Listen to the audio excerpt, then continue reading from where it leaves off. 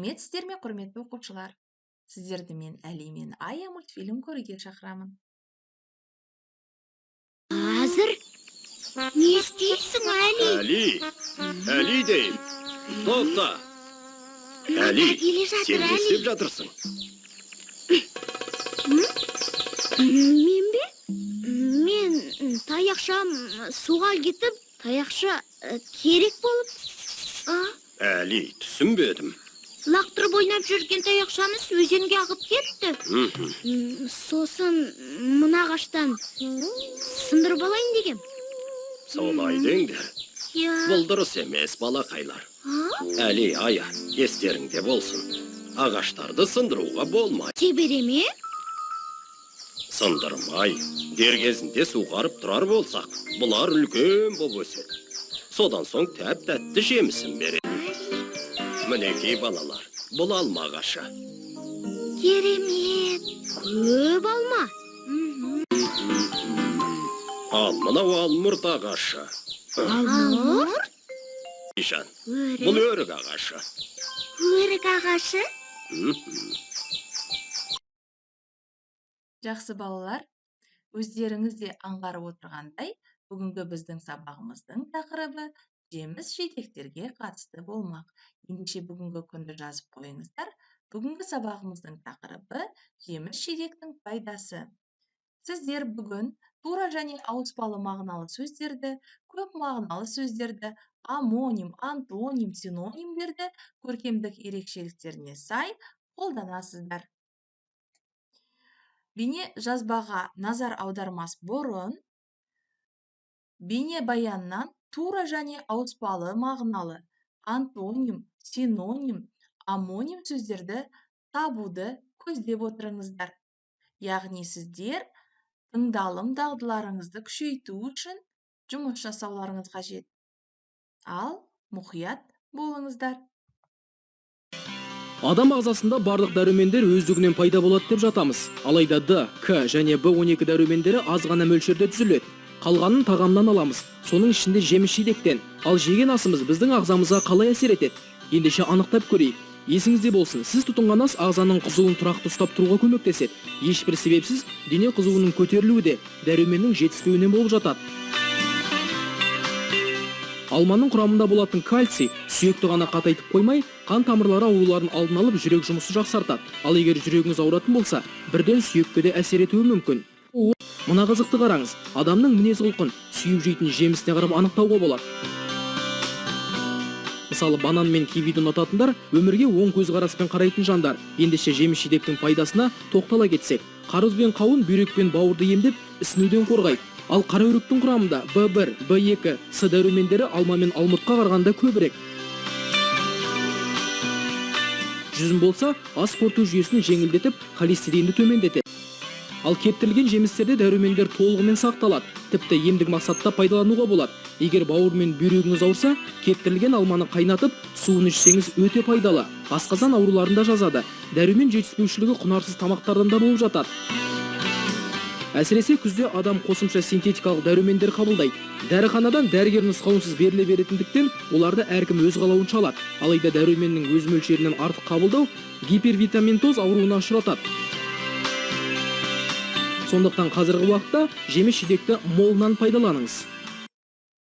Жақсы, көп мағлұмат алды деген ойдамын. Кім бейне баяннан қандай сөздерді аңғарып отырды? Кім тура мағыналы сөз, кім ауыспалы мағыналы сөздер, кім антоним, кім синоним, кім амонимдерді тапты?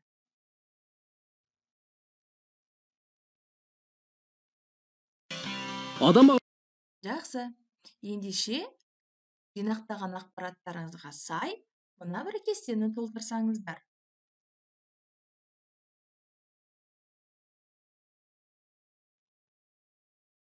Назар аударайық. Сонымен тура мағынадағы сөздер жүзім, банан, қауын, ауыспалы мағынадағы сөздер қызу ұстау, сүйіп жеу, оң көзқарас, ас қорытуды жеңілдету. Антоним аз, мол, сүйіп жеу, ұнату, аз және жетіспеу, ол синонимді қатар. Амоним аз, бауыр, тамақ, алма. Сіз қанша сөз таптыңыз? Қаншалықты аңғарымпаз екенсіз?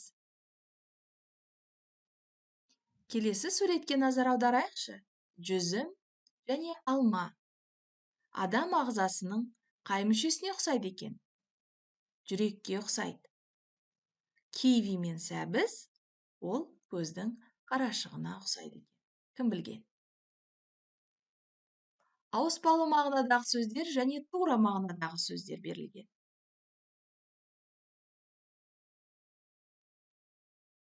Тауып көрейік. Сәйкестендіреміз. Ал мен дұрыс нұсқасын ұсынайын.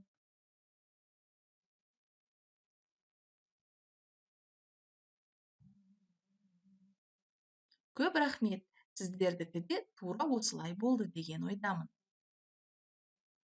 Ендеше құрма қандай пайдалы тағам екен? Назар салайық.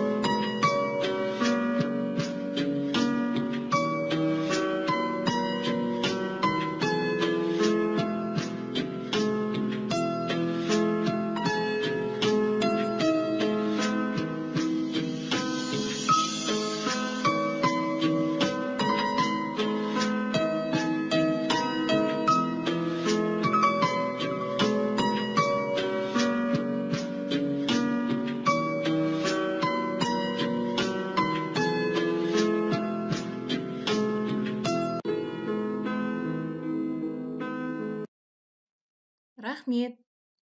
Ендеше сіздер тапсырма орындауға дайынсыздар ма?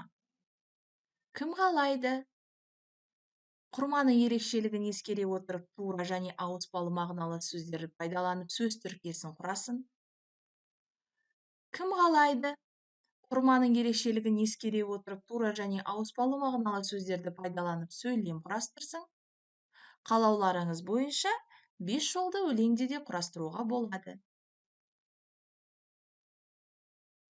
Оқулықтарыңыздағы 51-ші беттегі 3-ші тапсырманы басшылыққа алуға болады. Сонымен үйге тапсырма. Жеміс-жидектің ағзама қатысы қандай? Синоним, амоним, антоним сөздерді, көп мағыналы сөздерді пайдаланып, үй тапсырмасын орындаңыздар. Сәттілік тілеймін.